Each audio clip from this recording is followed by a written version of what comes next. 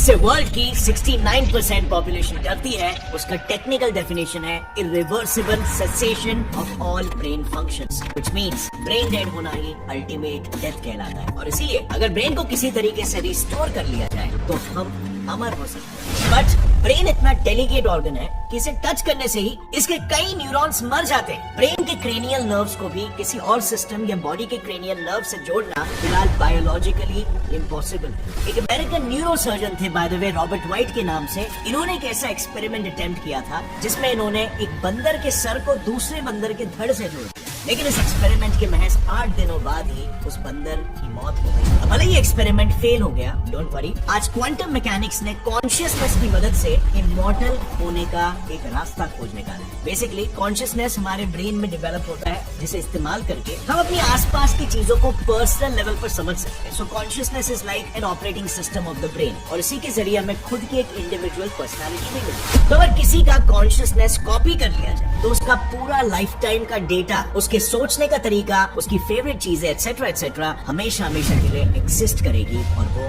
Immortal हो जाएगा। अब ये होने की पॉसिबिलिटी को प्रूव करने का पूरा क्रेडिट जाता है ब्लैक होल की सिंगुलैरिटी के कॉन्सेप्ट को इजाद करने वाले रॉजर पेनरोज को। लेकिन इसकी शुरुआत रॉजर पेनरोज के जन्म से भी काफी पहले से 1924 लुई डी ब्रॉली नाम के एक साइंटिस्ट ने दुनिया के सामने एक ऐसी घटना को पेश किया जिसे ऐसा लगने लग गया कि पूरा यूनिवर्स ही कॉन्शियस है और खुद से डिसीजंस ले रहा है। उन्होंने ये कहा जैसे लाइट डुअल नेचर दिखाता है, यानी एक ही साथ में पार्टिकल और वेव दोनों फॉर्म में एग्जिस्ट करता है, एग्जैक्टली उसी तरह यूनिवर्स में प्रेजेंट हर चीज जैसे मैटर, इवन मैं और आप डुअल नेचर दिखाते हैं। अब ये तो ऐसी बात हो गई कि यूनिवर्स अपना फिक्स नेचर ना दिखा के लूडो के जैसे प्रोबेबिलिस्टिक गेम खेल रहा हो, जो फिजिसिस्ट को बिल्कुल पसंद नहीं होता, बिकॉज इससे यूनिवर्स का एक प्रोबेबिलिस्टिक नेचर सामने आ रहा था, ना कि डिटर्मिनिस्टिक, जो कि मोस्ट ऑफ द फिजिसिस्ट इसमें उस वक्त बिलीव करते थे, क्योंकि उनके हिसाब से यूनिवर्स को अपने फिक्स फिजिकल लॉस की वजह से प्रिडिक्टेबल होना चाहिए, ना कि अनसर्टेन। लेकिन 1927 में थ्योरेटिकल फिजिसिस्ट हाइजेनबर्ग ने एक प्रिंसिपल दिया जिसका नाम था अनसर्टेनिटी प्रिंसिपल। अब इसके तहत उन्होंने बेसिकली ये कहा कि हमारे लिए क्वांटम पार्टिकल्स का पोजीशन और मोमेंटम एक साथ मेजर करना इम्पॉसिबल है। अब उस वक्त साइंटिस्टों को डी ब्रॉली हाइपोथेसिस और अनसर्टेनिटी प्रिंसिपल, ये दोनों ही चीजें हजम नहीं हो रही थी, पर कुछ फिजिसिस्ट लाइक नील्स बोर और मैक्स प्लैंक इन कॉन्सेप्ट्स के साथ थे। और फिर इन कॉन्सेप्ट्स को समझकर जब नील्स बोर ने डबल स्लिट एक्सपेरिमेंट परफॉर्म किया तब उन्हें काफी वियर्ड रिजल्ट्स मिले। सो हुआ यूं कि जब नील्स बोर ने हाई स्पीड इलेक्ट्रॉन्स को डबल स्लिट से पास किया तब उन्होंने ये देखा कि इलेक्ट्रॉन्स राइट या लेफ्ट स्लिट से पास होकर स्क्रीन पर रैंडमली टकरा रहा है और एक इंटरफियरेंस पैटर्न क्रिएट हो रहा है, मानो इलेक्ट्रॉन्स एज वेव्स बिहेव कर रहे हैं। लेकिन फिर उन्होंने जब उसी सेम सेटअप में एक डिटेक्टर की मदद से कॉन्शियसली इलेक्ट्रॉन्स के बिहेवियर को ऑब्जर्व किया, तब उन्होंने ये नोटिस किया कि इलेक्ट्रॉन्स वेव की तरह नहीं बल्कि पार्टिकल की तरह बिहेव कर रहे हैं, क्योंकि स्क्रीन पर एक इंटरफियरेंस पैटर्न नहीं इस बार बल्कि पर्टिकुलर पैटर्न बना हुआ था। इन शॉर्ट, जब भी कोई कॉन्शियस बीइंग या मेजरिंग डिवाइस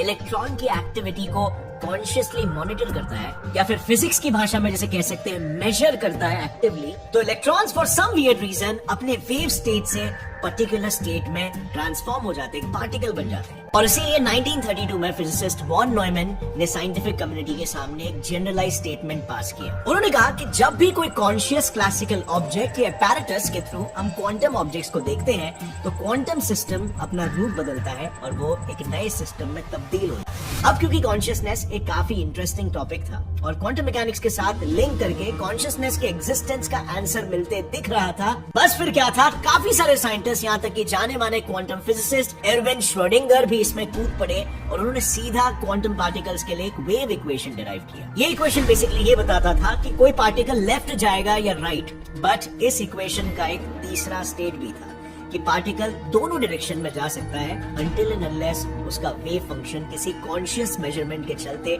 कोलैप्स नहीं हो जाए। इस तीसरे स्टेट को नाम दिया गया सुपरपोजिशन स्टेट। फिर उसके बाद श्रोडिंगर ने कॉन्शियसनेस और क्वांटम मैकेनिक्स के रिलेशन पर एक बुक माइंड एंड मैटर भी लिखा, जिसमें उन्होंने कहा कि कॉन्शियसनेस कुछ और नहीं, एक कॉम्प्लेक्स क्वांटम फिनोमिनन है जो हमारे ब्रेन के न्यूरॉन्स में होता है। और फिर इस किताब से साइंटिस्टों को एक नया पर्सपेक्टिव मिला, जिससे उन्होंने क्वांटम मैकेनिक्स के सपोर्ट से कॉन्शियसनेस के एग्जिस्टेंस को मान लिया। साथ ही उन्होंने ये भी मान लिया कि कॉन्शियसनेस कोई स्पिरिचुअल चीज नहीं है बल्कि एक साइंटिफिक और फिजिकल फिनोमिनन है। और ये कॉन्सेप्ट इतना फैसिनेटिंग था कि रॉजर पेनरोज इसमें खुद रुचि लेने लग गए और उन्होंने इसमें आगे काम करके ये प्रूफ कर दिया कि हम शायद कभी नहीं मर सकते हैं। सो रॉजर पेनरोज के मुताबिक हमारा ब्रेन भी एक क्वांटम सिस्टम की तरह है जो हमेशा सुपर पोजिशन में रहता है। दरअसल 1989 में उन्होंने एक बुक लिखी थी द एम्परर्स न्यू माइंड करके, जिसमें उन्होंने कहा कि वेव फंक्शन के कोलैप्स होते ही quantum particle superposition state से किसी पर्टिकुलर स्टेट में आ जाते हैं। तो बेसिकली जैसे आपने डबल स्लिट एक्सपेरिमेंट में देखा कि जब भी कोई ऑब्जर्वर या मेजरिंग डिवाइस था तो इलेक्ट्रॉन्स सुपर पोजिशन यानी कि अपने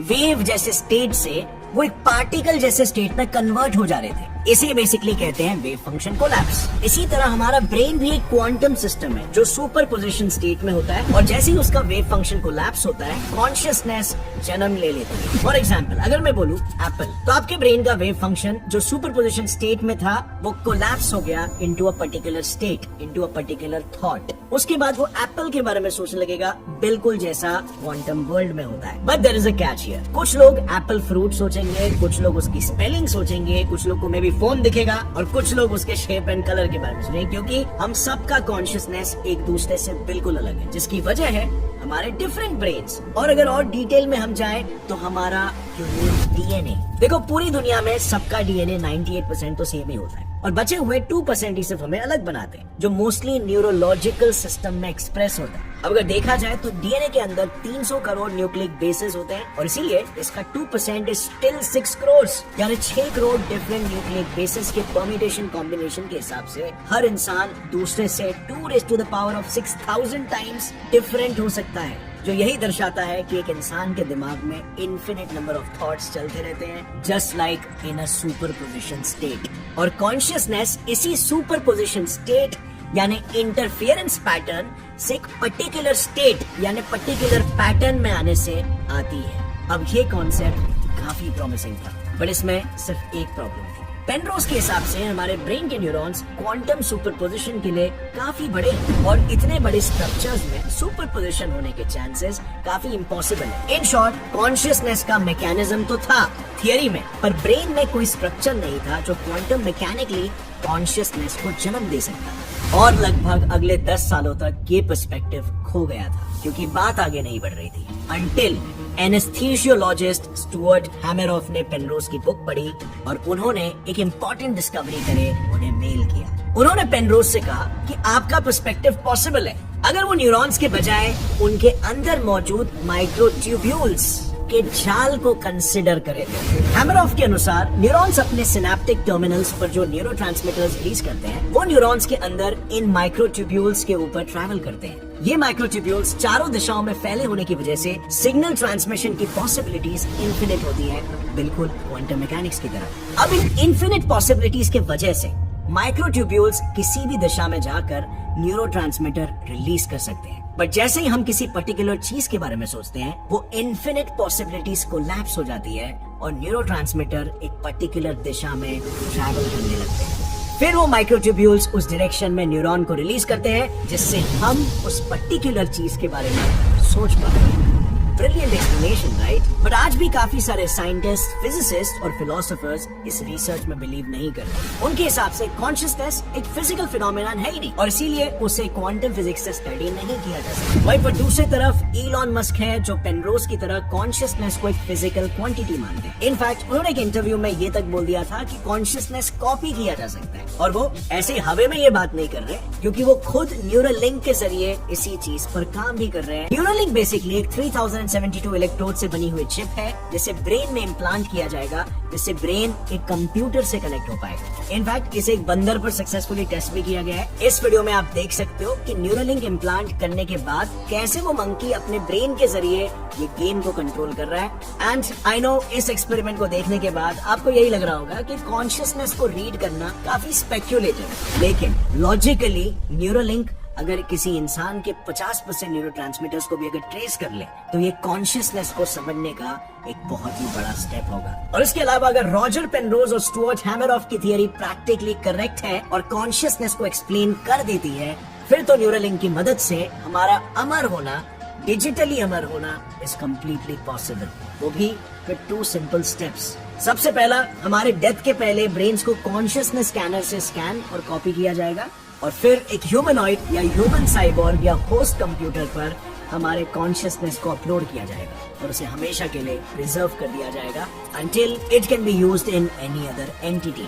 बट इसके इमॉर्टैलिटी के अलावा भी कई सारे फायदे हैं, जैसे कि हम कोई भी skills like karate, singing, dance etcetera को भी पल भर में इस अपने ह्यूमनॉइड बॉडी में अपलोड करके सीखता है। लेकिन इलॉन मस्क के हिसाब से हम इसे एआई को डिफीट करने के लिए भी इस्तेमाल कर सकते हैं। यानी एआई को जो पता है उसे न्यूरल लिंक के जरिए अपने कॉन्शियसनेस में अपलोड करके हम एआई से हमेशा एक स्टेप आगे रह पाएंगे, क्योंकि उन्हें लगता है कि एआई कॉन्शियस हो रहा है और वो ह्यूमैनिटी के लिए एक बहुत बड़ा थ्रेट बन सकता है।